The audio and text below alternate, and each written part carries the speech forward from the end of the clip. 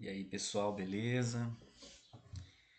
Vamos dar início aqui a nossa aula hoje em modo assíncrono, né? Sábado letivo aí, fazendo uma leitura, conversando aí sobre esse texto do Stuart Hall, A Identidade Cultural na Pós-Modernidade, né? Um texto em específico, né? Um capítulo em específico desse texto aí, que está aqui dentro desse livrinho, né? Livrinho curtinho, e como eu tinha falado até para vocês na sala de aula, na nosso último encontro aí na quinta-feira, né? E tem um exemplar dele, se eu não me engano, lá na biblioteca, um ou dois.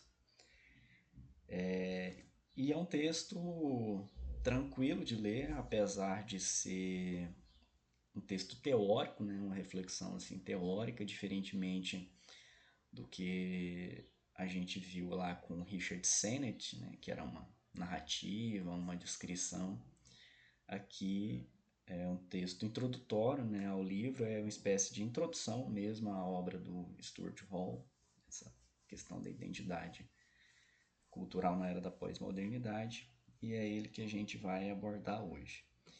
O Stuart Hall, ele é um sociólogo jamaicano, mas que viveu por muitos anos na Inglaterra, inclusive a principal universidade ao qual ele é ligado é a universidade inglesa, se não me engano, Birmingham.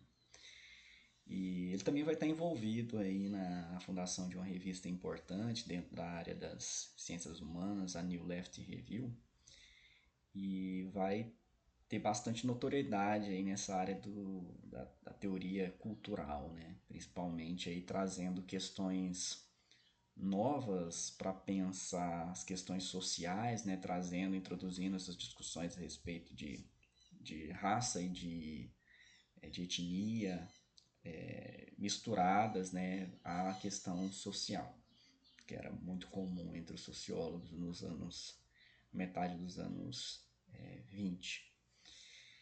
Enfim, então vamos passar aqui o slide. Eu separei um trecho que eu gostaria de ler aqui com vocês, né? Um trecho que eu acho que traz uma síntese desse texto, desse primeiro texto, né? Esse primeiro capítulo aqui do livro, e que é o pressuposto teórico, a hipótese a partir da qual o Stuart Hall vai trabalhar no livro sobre a identidade cultural na era pós-moderna.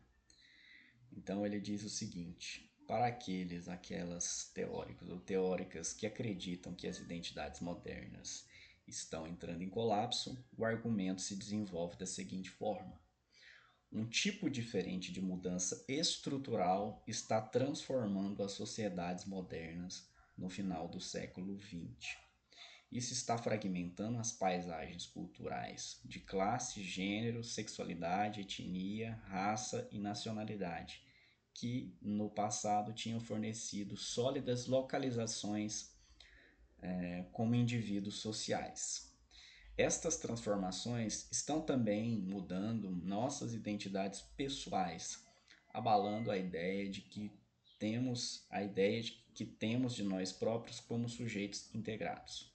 Esta perda de um sentido de si estável é chamada algumas vezes de deslocamento ou descentração do sujeito. Esse duplo deslocamento, descentração dos indivíduos, tanto de seu lugar no mundo social e cultural, quanto de si mesmos, constitui uma crise de identidade para o indivíduo. Então aqui eu acho que é o ponto central, né, o ponto mais importante aí, que ele abre o trabalho mesmo e apresenta, né, não só ele, mas outros teóricos culturais, sociais, enfim, estão discutindo essa mudança, essa transformação nas identidades, porque houve e está havendo uma mudança também naquilo que dava fundamentação, ancoragem, referência na própria formação dos indivíduos.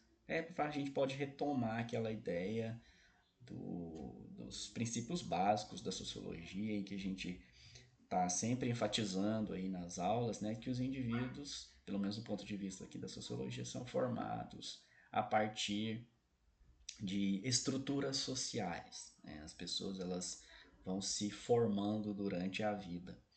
E já que há então essa mudança aí nesse cenário, digamos assim, obviamente também isso vai afetar diretamente a identidade dos indivíduos. E é exatamente por isso que eu escolhi esse texto para a gente trabalhar essas transformações na chamada era pós-moderna, né? Na discussão que a gente vem fazendo aqui sobre o nosso tempo, né? O tempo contemporâneo. Essa obra do Stuart Hall ela foi escrita, se eu não me engano, em 1992, né? Foi publicada originalmente em 92. Ela é mais ou menos contemporânea àquele texto que a gente viu aí na última aula do Richard Sennett, né? Corrosão do caráter.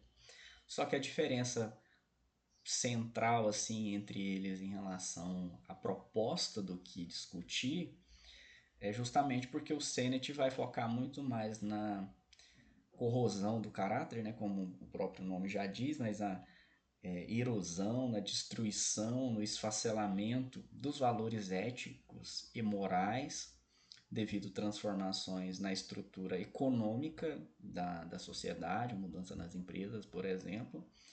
E o Stuart Hall ele está pensando muito mais assim no indivíduo como um todo, né, no sujeito como um todo.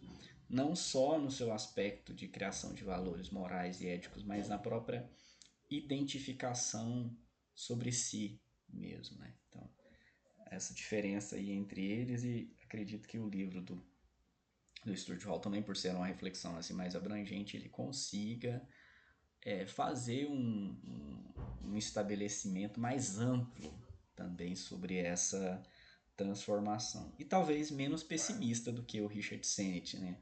No Sennett, se você lê, fica aquele tom pessimista, né? Da desorientação, a deriva, né? Como ele diz.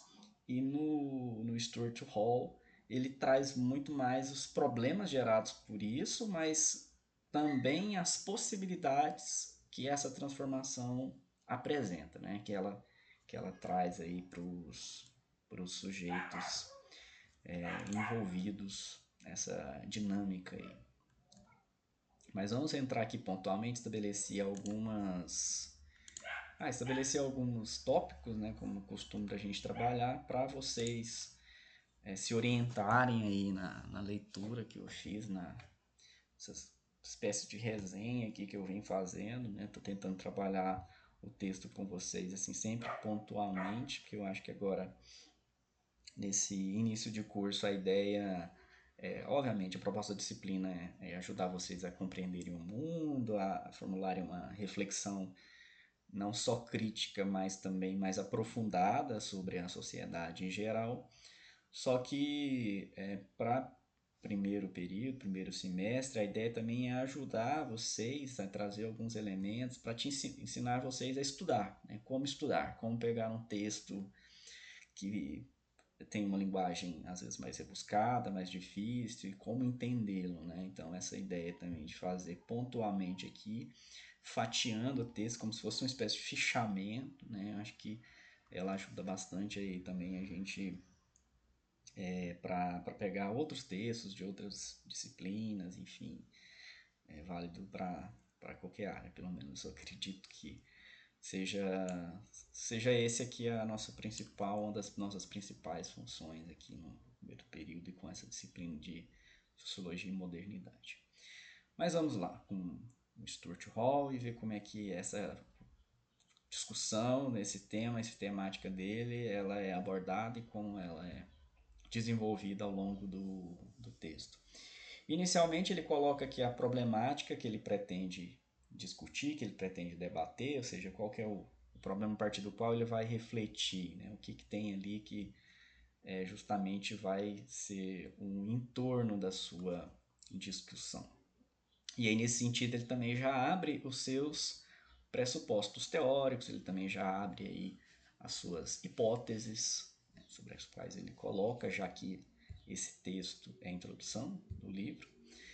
Então ele parte aqui da ideia de que há um declínio das antigas ou das velhas identidades que antes referenciavam a sociedade e o surgimento de novas identidades. Então, essa discussão entre o moderno, ou a primeira modernidade, e a pós-modernidade, ou algumas vezes ele vai chamar também de modernidade tardia, é o que ele está falando aqui.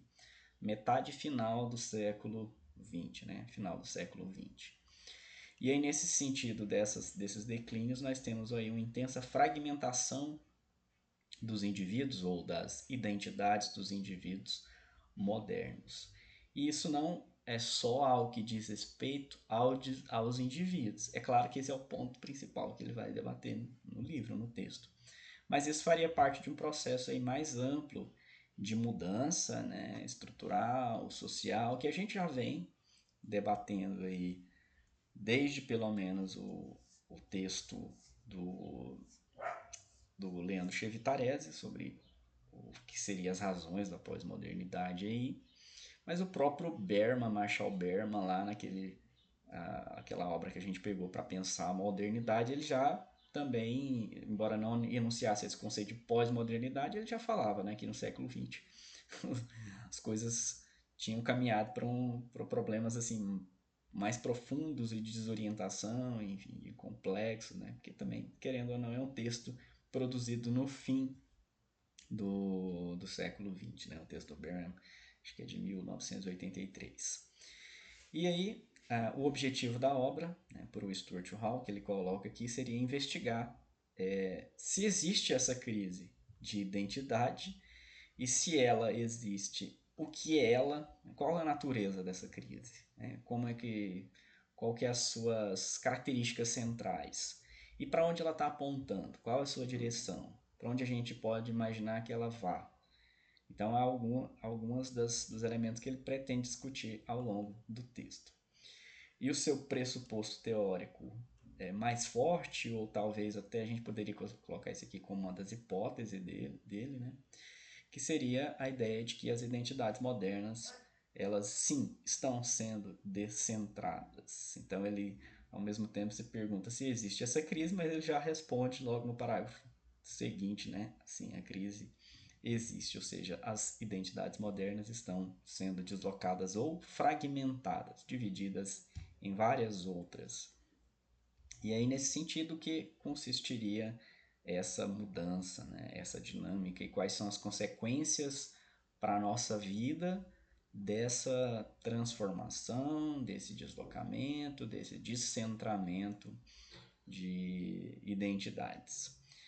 E logo ele coloca, né, já faz uma ressalva aqui importante, né, através aqui desse balanço aí bem resumido de perspectivas nos estudos sociais, na sociologia, mostrando que não existe um consenso sobre o assunto entre os pesquisadores da época, né? Ou seja, nem todo mundo concordaria que está havendo essa transformação da pós-modernidade, ou se ela está havendo, não significaria que estaria ocorrendo uma mudança, sim, das identidades. Até porque esse próprio conceito aí de identidade, né, ele é bastante complexo e também, digamos, pouco desenvolvido, né, ele defende isso dentro mesmo da sociologia, ou seja, um conceito que não ainda, pelo menos na sua época, ele não tinha ali um parâmetro sólido de fundamentação como outros conceitos utilizados pela antropologia, pela sociologia, ciência política e por aí vai. Então, nesse sentido, ele já pede uma espécie de desculpa, né? Falar, fiquem tranquilos que os argumentos que eu vou apresentar nesse livro aqui, eles são muito provisórios, né? Eles são muito precários, então, quer dizer, o manancial teórico aqui que ele utiliza ainda estava em desenvolvimento. E assim ele vai apresentando pouco a pouco o seu livro, né?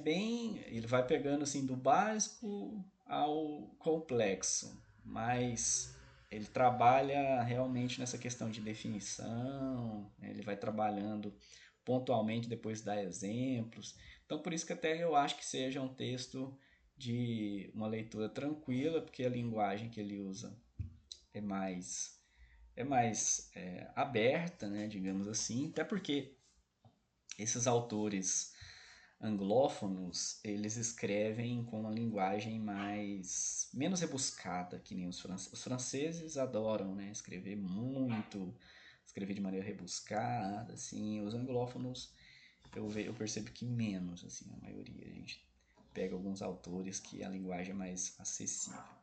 É o caso dele. E aí, nesse sentido, ele vai apresentando aí o grupo de estudiosos que seriam aqueles caras que estão defendendo a tese, assim como ele, de que há um esgotamento das identidades modernas. Né? Para esse pessoal, haveria uma mudança nas estruturas da sociedade do século XX. Então, os pontos, né, que davam ali sustentação estável, davam apoio estrutural para a construção de identidades, como classe, gênero, sexualidade, etnia, raça, nacionalidade, entre outros, né, eles vão se fragmentando com as transformações que a gente vai tendo operado na pós-modernidade. Esses ancoradouros, eles também se fragmentariam, assim. E aí a gente tem a chamada descentração do sujeito. A ideia que o sujeito tinha sobre ele, ela acaba sendo abalada, né? E a gente tem o que seria a crise de uma identidade. E é interessante que ele traz uma citação de um outro teórico, né? Mostrando que a identidade ela só se torna uma questão, ou seja, para ser refletida, para ser pensada, quando justamente ela está sendo posta em dúvida, em questionamento. Ou seja, quando a gente não vai pensar sobre isso, não vai refletir sobre isso, significa que está tudo bem com a identidade está lá. Mas quando a gente começa a pensar muito nessa espécie de crise existencial mais ampla, aí a gente perceberia, através desse próprio questionamento, que a identidade agora está colocada em questão e, portanto, ela estaria em crise, né? uma após a outra. E diante dessa mudança, ou seja, dessa transformação na maneira como as identidades estão sendo instituídas e representadas, ele vai se perguntar: será que então não seria uma mudança da própria modernidade? Ou seja, não é a própria modernidade que está mudando e por isso as identidades estão mudando, né? Não só ele, mas esse grupo de pensadores vai colocar dessa forma assim. E a principal contribuição do Stuart Hall para esse conjunto de pensadores aqui é dizer que, bom, num mundo então que seria pós-moderno, ou numa temporalidade que seria pós-moderna, ela estaria produzindo também sujeitos que têm uma identidade agora não mais como aquela da primeira modernidade. Então, seria uma identidade pós-essencialista. Isso aqui é um ponto interessante para a gente pensar na própria obra do Stuart Hall em si, é que apesar de trazer essa discussão e tal, ele acredita em identidade, porque, gente, há pensadores aqui da pós-modernidade, né, pensadores aí sociais, filósofos, que já não acreditam mais na existência de identidade. Pelo contrário, para eles essa identidade, mesmo que a que existia na primeira modernidade, ela teria sido também uma ilusão, ela também teria sido uma invenção, uma criação. Assim como a ideia de nação e por aí vai.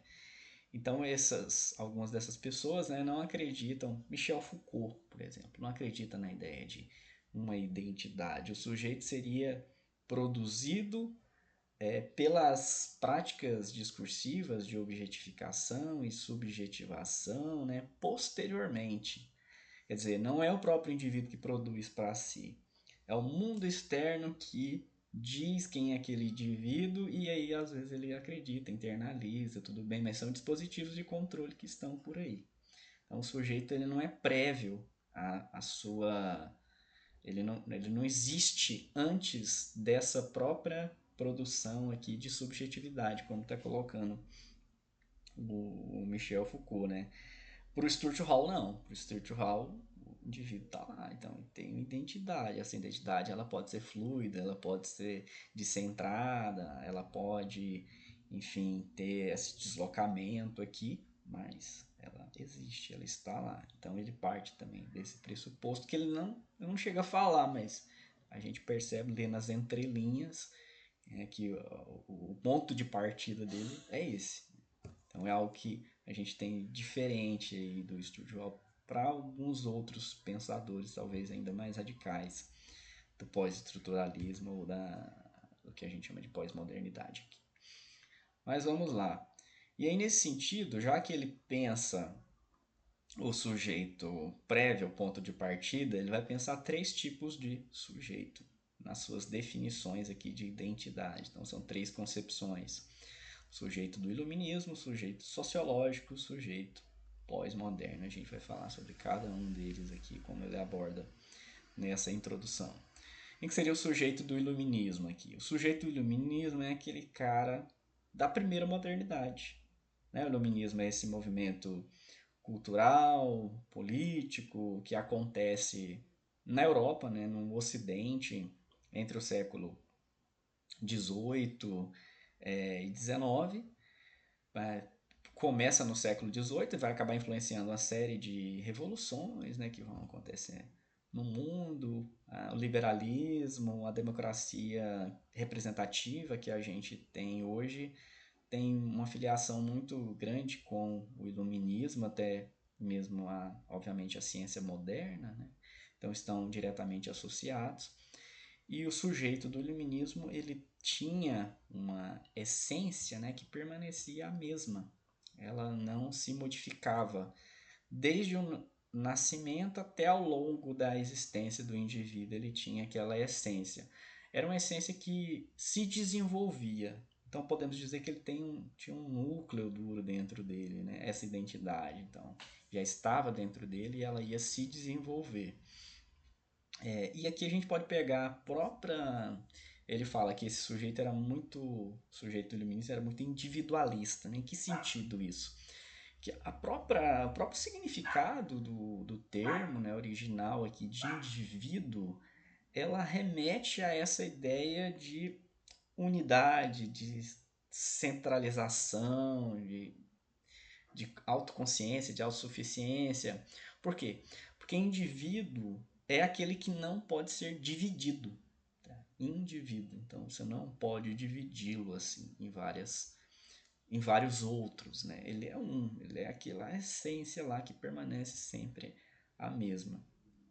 E ele vai apontar que esse indivíduo sujeito aqui do iluminismo, né, o racional, que conseguia modificar o mundo da forma que ele pensava ser a melhor, a mais eficaz, né? Essa questão do otimismo, enfim. Ele remetia ao masculino, porque era o homem, né, que ocupava essa posição, né? Era o homem que estava nesse lugar, nesse ponto aqui de centro de importância do mundo, das coisas, do universo, né? O antropocentrismo também é um outro valor aqui ligado ao iluminismo. E o outro tipo de sujeito, o segundo tipo aqui, que ele vai mostrando, né, das três concepções de identidade, seria o sujeito sociológico. Aqui nesse caso, a identidade ela não é autocentrada, ela não é autossuficiente, ela é formada por uma interação entre o eu e a sociedade. Então seria uma concepção interativa, que é o que a gente basicamente vê como base da sociologia, né? Que a gente vem estudando aí Durkheim, por exemplo, vai falar sobre esse sujeito, né? O sujeito sociológico, o sujeito da sociologia. Então, embora esse sujeito ele possua sim um núcleo, uma essência interior, digamos assim, ele vai ser formado em contato com o mundo externo, né? E com as identidades que são fornecidas por este mundo externo, são oportunizadas por este mundo externo. O eu, na verdade, então, é essa interação, esse processo de interação entre eu e o outro. Beleza? Então, ele, diferentemente do sujeito do illuminismo, não é nem centrado, não é também unificado, né? Não é autossuficiente nesse caso.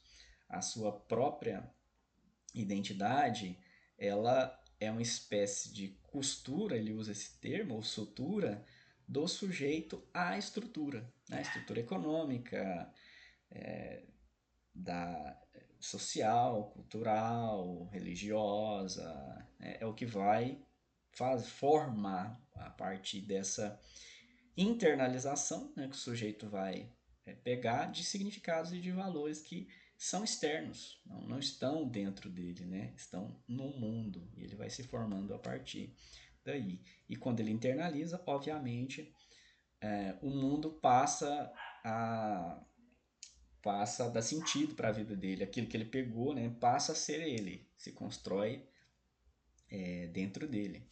Por isso aquela brincadeira que a gente faz lá no começo do ano, né, perguntando, né, quem é você, e a pessoa fica desconcertada para responder. Mas é basicamente a ideia de falar, sei lá, eu sou brasileiro, né, tipo, o Brasil existia antes de você, então foi algo que você pegou externamente para se identificar, porque você nasceu aqui nesse país, ou porque você gosta de coisas que brasileiros gostam, né, se identifica com a identidade nacional. Ah, eu sou católico, né? É o mesmo caso. O catolicismo, a igreja existia antes também, é algo externo ao indivíduo em que ele... Só que aqui, ó, percebam aqui, esse sujeito ele ainda tem um grau de estabilidade muito forte, né? É o sujeito da sociologia. Ele é formado pelo exterior, mas ele consegue concentrar, guardar, ficar com essas referências, né, que ele pega do social aqui nesse sentido. E qual que é o problema? O problema é que vamos ter aí uma transformação, uma mudança nas que ele chama de paisagens sociais, mas seriam as ancoragens sociais ou as referências sociais que sustentavam a formação das identidades do sujeito sociológico, ou seja, há uma alteração, uma mudança, né, e portanto um colapso também de instituições e de estruturas que fundamentavam essa formação do sujeito sociológico, né? E nesse sentido, essa transformação ela vai produzir uma intensa fragmentação daquela identidade antes unificada, ou seja, o cara agora não dá para se identificar apenas como católico, né? Tem outras coisas ali que às vezes se antagonizam, se contradizem com o que ele está afirmando, né? O católico, mas aí o cara acredita em, sei lá, mediunidade, ele acredita em simpatias. Isso, né, a gente percebe que então há uma certa contradição dentro dessa ideia. Tá? Aqui é a partir do problema, tá, gente? Depois do problema é que a gente vai ter um outro tipo de produção de identidade. Ou seja, nesse caso, o indivíduo ele não possuiria a, apenas uma identidade, né? Mas várias identidades. E algumas delas, como eu disse aqui, às vezes são contraditórias. Há uma mudança também no próprio processo de identificação, a forma como o indivíduo se identifica. De maneira que essa mudança na forma de identificação, ela produziria também a provisoriedade, ou seja, tudo é provisório, tudo é variável, e também alguns problemas que podem não ser resolvidos, ficam latentes, né? E às vezes essas identidades elas não se formam completamente, fica aquele caráter lá de provisório. Mas vamos ver aí também o sujeito pós-moderno, então, na sua definição, como é que vira desse sujeito aqui pós-moderno.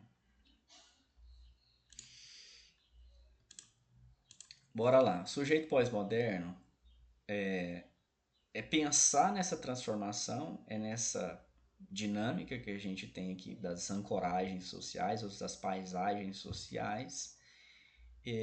A partir dessa transformação intensa, é que vai ser produzir, ou que vai gerar uma identidade para o que seria o sujeito pós-moderno. Então, nesse sentido, ele não tem uma identidade fixa, já que está tudo em corrosão, né? Já que está tudo em mudança. Ele não vai ter uma identidade fixa, não existe mais a ideia de essência de algo que já nasceu com ele, vai se desenvolvendo, e tampouco de permanência, né? Tudo está em mudança. Então ele até vai dizer, é uma identidade como uma espécie de celebração móvel, né? Uma celebração móvel, que seria representada aqui por sistemas culturais que vão nos cercar, só que eles mudam sem parar.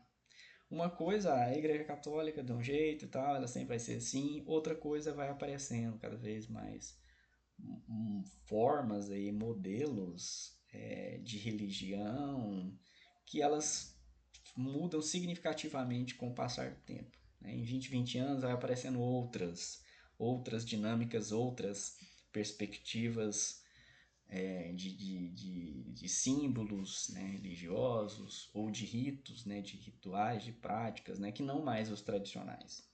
Então há, nesse caso, uma intensa mudança. Um outro exemplo, a gente pode pensar na questão da sexualidade, né? Ou seja, já que essas referências elas estão mudando sem parar, é só a gente pensar no seguinte: 15 anos atrás, ninguém, ou nenhuma pessoa, assim, muito raramente, era identificada como cisgênero. Né? Quem que é o cisgênero? A pessoa que se identifica com o gênero do mesmo tipo do sexo biológico. Antes não tinha isso, não tinha essa identidade. As pessoas estavam lá, mas não era usado esse termo, não era usado esse símbolo identificatório, né? E com o passar do tempo ele vai aparecendo, por surgir a ideia, a noção, ou se solidificar a noção do trans, que seria o contrário, um indivíduo que se identifica com um gênero que é diferente do sexo biológico, então aí também, por sua vez, vai surgir a ideia, a noção do cis, né, do cisgênero. E aí, isso é um exemplo do que a gente tem aqui de identidade como celebração móvel, ou seja, sistemas culturais que nos cercam vão mudando continuamente, vão se transformando. Uma hora é uma coisa, outra hora é outra coisa, talvez daqui 20 anos apareça outra coisa e por aí vai. Isso seria algo da pós-modernidade em si. Quer dizer, o sujeito pós-moderno, a sua identidade, ela não depende da biologia, ela depende da história, né? Do que está acontecendo naquela sociedade, naquela época, naquele tempo. Né? Simbolicamente, é isso que vai fazer com que o indivíduo se identifique com a pluralidade, com a variedade de oportunidades que a sociedade entrega. Né? E não necessariamente ele vai ficar só numa, né? Aquilo, ele pode ele pode transitar nessas várias identidades e às vezes nem é por escolha mesmo, é pela própria articulação da sociedade.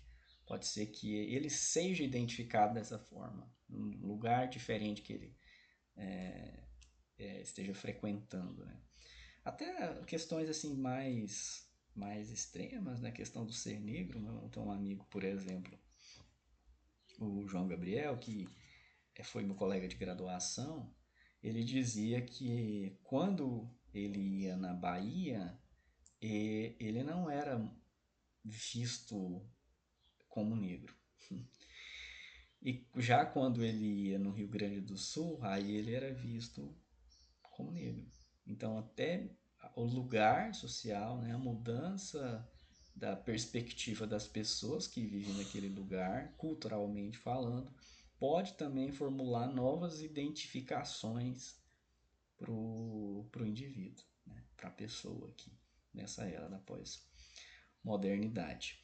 E sendo assim, então o sujeito assumiria diferentes identidades em diferentes momentos. Né?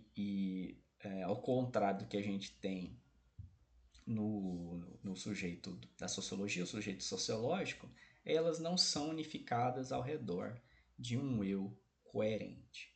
se essa identidade coerente, unificada, ela existe porque ela seria aí uma fantasia, né? Uma narrativa do eu que a própria pessoa cria, retrospectiva.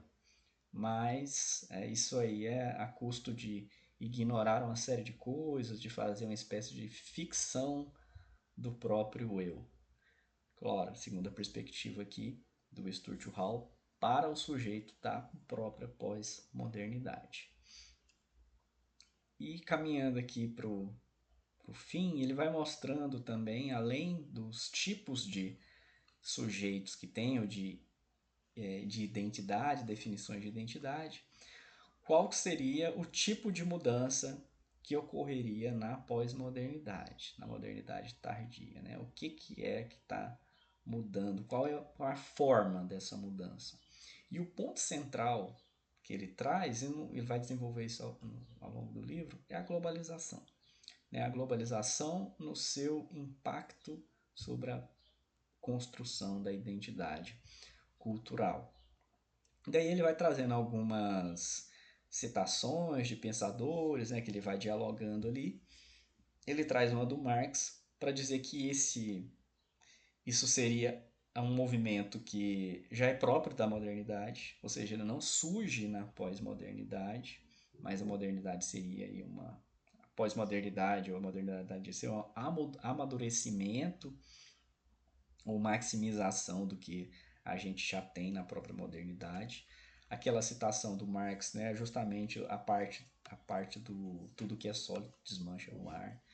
Então, por definição, a sociedade moderna, elas são sociedades aí de mudança, né? São sociedades que constantemente estão se alterando de maneira rápida, de maneira permanente. E ele também apresenta, através aqui da citação do Anthony Giddens, a diferenciação entre as sociedades modernas e tradicionais. É que no caso do primeiro aqui, da sociedade tradicional, o passado ele seria algo a ser venerado.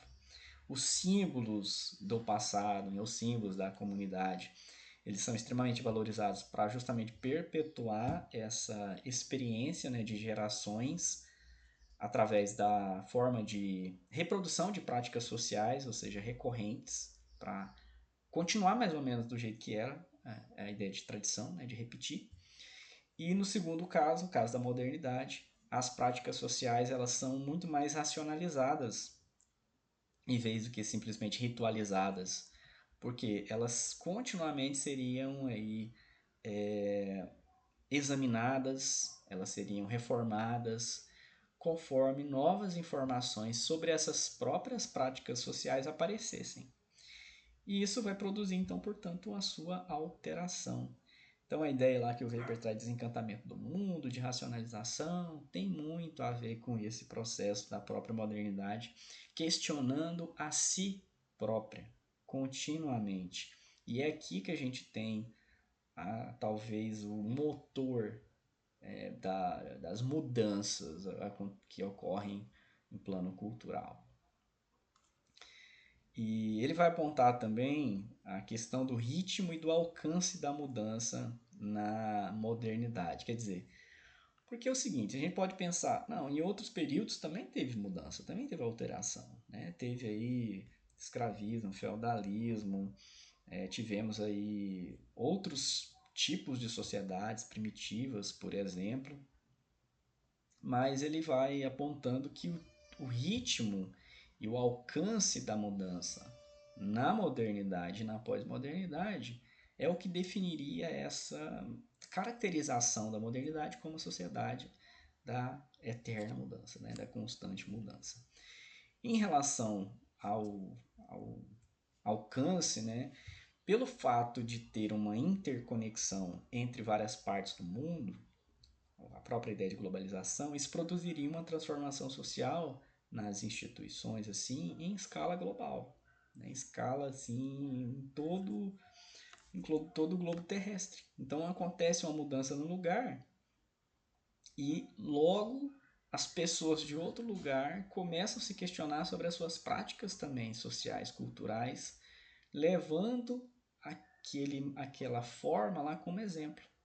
Então vê que alterou em outro lugar e assim vai também para outro lugar. Exemplo, Revolução Francesa, a alteração aí do modelo de regime político na França. Ela vai virar um modelo e vai chegar em outros lugares também, né, do globo. Então vai produzir também revoltas, sedições, independências, né, mudanças no regime político também em outros lugares, em outras regiões. Talvez aí, sei lá, na antiguidade, né, antes antes da escrita, por exemplo, quando não havia ainda interconexão entre os continentes, a mudança acontecia lá em tal lugar e ficava por lá. Ou seja, não tinha essa abrangência tão grande como há. E transformações também do tempo e do próprio espaço. Então, um desarranjo, um desalojamento de práticas sociais, culturais, né, das próprias relações sociais de um lugar, sendo transportadas para outro. A gente vê isso como a cultura na globalização ela vai se tornando uma coisa assim, até mesmo de certa forma homogênea. Por quê? Pensa aí na questão da pizza, né? Pizza é um alimento inventado lá pelos italianos, né? Só que essa prática social de alimentação, ela foi levada para outros lugares. Então já tem no Brasil, tem no mundo inteiro. E aí a gente vai fazendo, claro, as adaptações. A gente vai fazendo as nossas adaptações aqui, vai colocando alguma coisa. Mas a ideia era que aquele tipo de comida era específico daquele lugar, daquele contexto social. Não mais aqui. Comida japonesa. Então você não precisa ir em Tóquio mais para comer comida japonesa. Você vai em Nova York, sei lá, vai ter lá comida japonesa. Vai em São Paulo, no Brasil, tem comida japonesa. Patos de Minas tem comida japonesa. E por aí vai. Então, quer dizer, há uma transformação também, um desarranjamento, um deslocamento das práticas sociais ligadas a um lugar. E isso quem produz é a globalização. E percebam, isso produz identificação nos sujeitos. Isso também faz com que as pessoas se identifiquem, né, naquilo. Então se começa a se questionar mesmo. Você é brasileiro, mas o que é ser brasileiro hoje em dia? Brasileiro, então você tem que gostar de feijoada, de samba, carnaval. Então talvez eu não seja brasileiro, não gosto de nada disso. Eu gosto de comida japonesa, eu gosto de não sei o que lá. Então o que eu sou? Sou brasileiro? Sou japonês? Que loucura é essa? Então, um pouco desse descentramento, né, dessa deslocalização contínua que existe na pós-modernidade. Um outro tópico que ele apresenta aqui a partir de outros pensadores, ele traz inclusive o David Harvey e o Ernesto Laclau para pensar a questão da descontinuidade. Então, o que ele está comentando a respeito do quanto a mudança na modernidade é muito mais profunda, ou seja, é uma sociedade da descontinuidade, uma sociedade que é feita para não durar, né? É feita com os seus elementos, né, sociais, enfim, culturais. Então, nesse sentido, ela vai ser muito extensa e muito mais intensa do que em outras formas. Ela é extensa do que em outros períodos, porque chega em muitos lugares do mundo, né? Chega em todo o globo. E ela é mais intensa porque ela afeta também o próprio cotidiano, as práticas cotidianas das pessoas, ela está afetando diretamente. Então, não é só uma mudança, por exemplo, sei lá, nas empresas, em um lugar específico, não. Essas mudanças, elas vêm para a nossa vida, né, diária, nas nossas relações sociais, amorosas, como eu falei na nossa última aula. Para o pensador Ernesto Laclau, essas sociedades pós-modernas seriam caracterizadas pela ideia de diferença. Haveria então produção de diferentes posições de sujeito. O sujeito, perceba, ele agora é uma posição, ele não é algo centrado, que você identifique, não. Depende da configuração social em determinado momento, o sujeito vai estar posicionado de uma forma ou de outra. Então haverá uma intensa variação aqui. E o Laclau diz que essa sociedade pós-moderna ela não se desintegra, não é porque ela possui uma unidade, né? Não é porque ela tem ali uma integração. Pelo contrário, ela não se desintegra justamente porque em certas circunstâncias ela vai conseguir produzir aqui uma articulação, mudança nas posições de sujeito. Se não, aí ele diz, não haveria história, não haveria transformação, ficaria sempre a mesma coisa, mas por conta dessa articulação, dessa rearticulação, essa sociedade continua existindo, né? Ela está integrada de certa forma, mas não nessa integração unitária, homogênea, estável, fixa, rígida, não. Ela se junta justamente pela reformulação. É o que torna ela uma sociedade. É o seu contexto de articulação e de desarticulação contínua aqui. Porque essa articulação, ela, pro Laclau, ela vai ser sempre parcial, de forma que a estrutura da identidade ela fica aberta, sendo possível uma criação de novas identidades, né? E a produção de novos sujeitos, isso que eu falei para vocês. Identidades que não existiam há 15 anos atrás passam a existir, passam a funcionar. Há 20 anos, 15 anos atrás não existia lá os adolescentes agora, os otakus, né, que se identifica com um tipo de cultura oriental, por exemplo, e passam a se vestir com, sei lá, roupas de desenho animado, enfim, de coisas muito típicas, muito de um lugar específico no mundo, né, no Extremo Oriente. Então isso é uma nova identidade que surgiu, né, que apareceu. A ideia do queer também é outra identidade que surgiu, que apareceu. Então vai sempre produzindo novos sujeitos, né, diferentes, e vai saber o que vai ter aí para diante. E aí, claro, eu estou tentando aqui no máximo trazer exemplos e ilustrativos para não ficar um papo só teórico aqui, reflexivo, mas o próprio Stuart Hall traz um exemplo interessante no final do seu texto aqui, do capítulo, né? Quando ele coloca aqui essa questão do que estaria em jogo na questão da identidade. E aí ele traz um exemplo aí que vai ilustrar algumas das consequências, né, políticas dessa fragmentação, da pluralização de identidades. Ele aponta lá o caso em que o presidente dos Estados Unidos na época, que ele escreveu o livro, né, no final dos anos 80 para começo dos 90, indicou um juiz negro e conservador para compor a Suprema Corte, porque o Bush estava tentando fazer uma reformulação, uma reforma na Suprema Corte, né? O presidente George W. Bush. E aí, nesse sentido, ele indica esse juiz, o Clarence Thomas, para participar da Suprema Corte.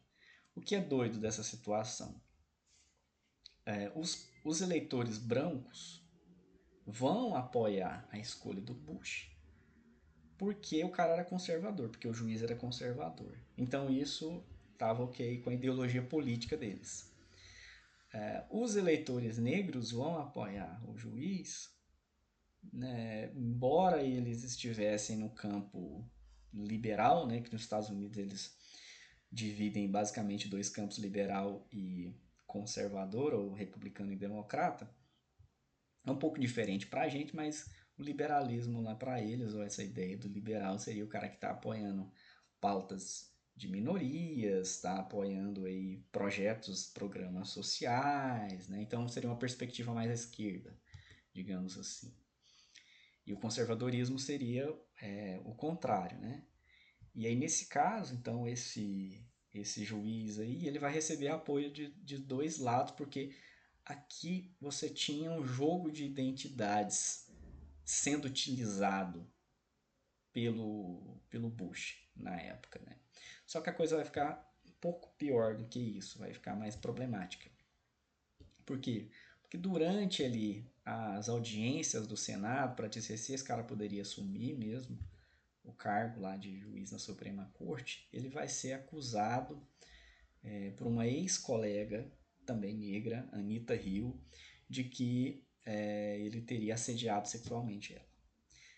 E agora, né? O que se levaria em consideração, né, para apoiar ou não apoiar? Seria em consideração a raça, o gênero, a ideologia política, a classe social? Onde é que entraria aqui esse apoio de acordo com esse jogo de identidades que a gente está vendo na época? E aí ele vai mostrando, né, que, por exemplo, as, as mulheres brancas apoiavam o juiz, por exemplo, porque elas eram conservadoras nesse. Claro, ele está pegando aqui um exemplo bizarro, né? Elas eram conservadoras porque elas eram contra o feminismo. Então podia achar que que essa acusação aí da mulher lá foi infundada e tal. E aí também podemos pensar no caso dos homens negros aqui. E aí eles apoiariam o juiz porque tem uma representatividade, né, tem uma pessoa negra participando da Suprema Corte aqui, ou não, ficariam contra ele porque o cara foi acusado aí de cometer um assédio sexual, ou seja, em apoiar as mulheres negras. E as próprias mulheres negras também ficavam numa situação delicada nesse caso, né? O que apoiar? O que prevaleceria? Prevaleceria o feminismo? Prevaleceria a questão de gênero, portanto, ou prevaleceria a questão de raça, de identificação racial? Como que funcionava? Aí isso embaranou a cabeça de todo mundo, né? Parte do eleitorado de homens negros apoiou, outra foi contra, por diferentes razões, por diferentes motivos aqui dessas identidades que elas começavam a ficar contraditórias, né? Então ele vai apontando qual que seria aí o balanço desse episódio para a gente observar e como isso produziu uma, uma ilustração dessas identidades culturais aqui na era da pós-modernidade. Então, primeiro, as identidades elas eram contraditórias, elas se chocavam, né? Elas se cruzavam, se deslocavam. As contradições elas atuavam dentro da sociedade, ou seja, através dos acordos políticos, dos partidos políticos, ou dos movimentos sociais, mas também na cabeça de cada indivíduo. Então as duas coisas estavam intimamente relacionadas aqui. Nenhuma identidade singular podia agora alinhar as outras identidades como houve em determinados momentos da época. Por exemplo, não tinha uma linha mestra de, sei lá, a minha classe social, ela determinaria agora as minhas escolhas em geral. Então, primeiro de tudo estaria lá a classe social, e aí então eu vou votar no candidato que, sei lá, defende pautas aí que é mais voltada para minha classe social, né? Porque sou pobre, então eu preciso de alguém fazendo programas sociais, enfim, investindo de alguma forma em serviços públicos, porque não tem dinheiro para pagar, por exemplo, um plano de saúde. Eu não tenho dinheiro para pagar um colégio particular, então eu preciso de um candidato que ele fortaleça esses serviços aí. Então, se eu fosse seguir só a minha classe social, seria isso. Ou não, mas eu sou aqui uma pessoa religiosa e para mim a religião é mais importante do que o bem-estar econômico da minha família.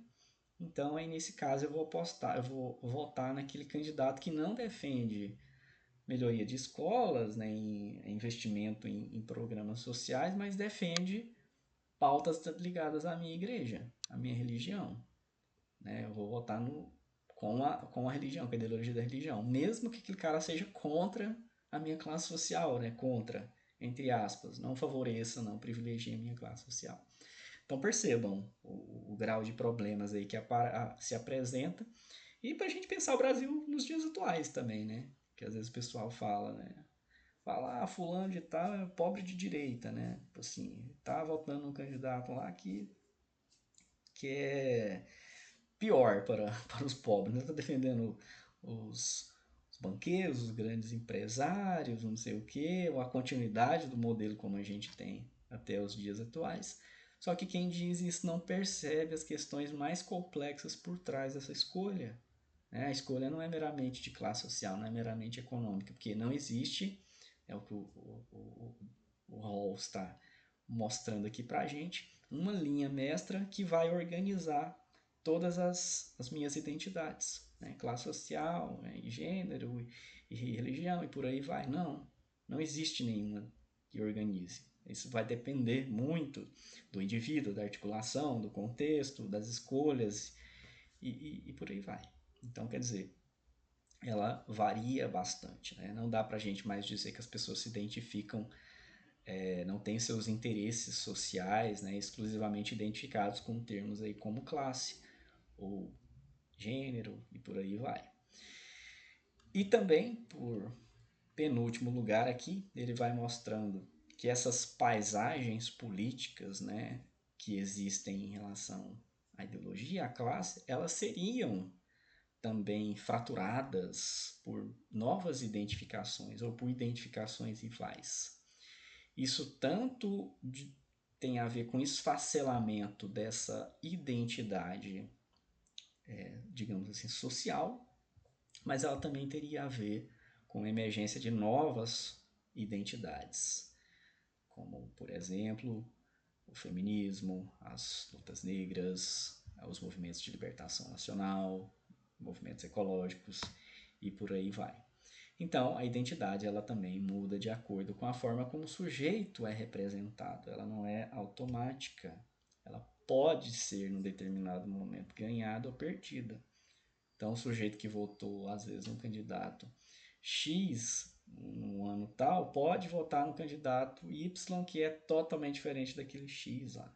Porque justamente houve uma transformação, uma mudança aqui na forma como esse sujeito é representado, a ideia de como ele é representado.